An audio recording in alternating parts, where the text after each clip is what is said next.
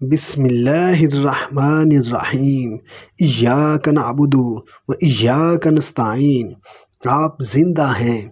गिद्ध और कौवा भी गोश्त खोर होते हैं, लेकिन हम गोश्त पोस्त के बने इंसान इनसे नहीं डरते, क्योंकि ये आपको तभी अपनी खुराक बना सकते हैं जब आप ज़िंदा ना हों। आप अगर ज़िंदा हैं तो फिर क्या डर।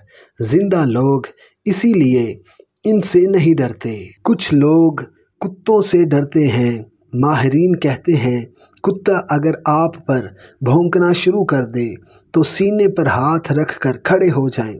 कुत्ते को सख्त नज़रों से देखें, इसके लिए यही काफ़ी है। लेकिन अगर आपकी जिसामत कम है तो झुककर कोई कंकर पत्थर उठा लें।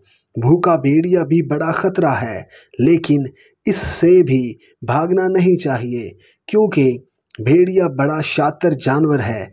इसे पता है ये आपसे जंग करके नहीं जीत सकता, इसलिए ये चाहता है आप खौफ के मारे दौड़ लगा लें।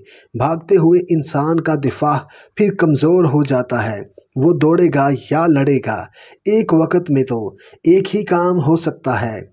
शेर के लिए भी माहिरीन हैवानात कहते हैं दौड़ना नहीं, क्योंकि आप शेर चीते को दौड़ में नहीं हरा सकते। आपने सिर्फ इनको ये बावर कराना है कि आप उनके लिए ख़तरा नहीं।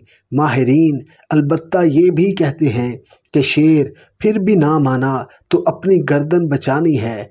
आपके आसपास जैसे ये जंगली जानवर परिंदे होते हैं, ऐसे ही इन मुर्दार खोर और गोश्त खोर जानवरों की फितरत के इंसान भी होते हैं। कुछ गिद्धनुमा होते हैं, ये इंतज़ार करते हैं कब आप ज़िंदगी से मायूस होते हैं। कुछ कुत्तों की फितरत के होते हैं तो कुछ भेड़िए शेर भालू होंगे। डर कर भागना लेकिन कोई हल नहीं, किसी के लिए भी नहीं।